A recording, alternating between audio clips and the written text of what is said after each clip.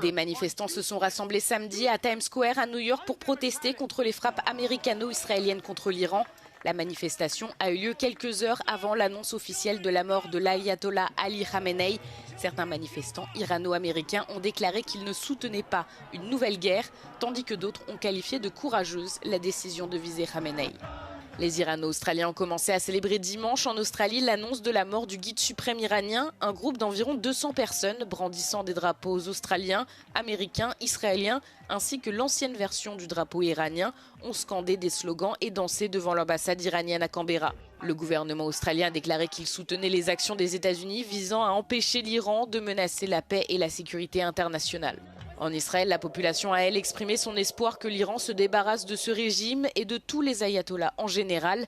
Samedi, un missile a frappé Tel Aviv, détruisant plusieurs bâtiments. Au Pakistan, au moins 6 personnes ont été tuées lors d'affrontements avec la police après que des centaines de manifestants ont pris d'assaut le consulat américain dans la ville portuaire pakistanaise de Karachi.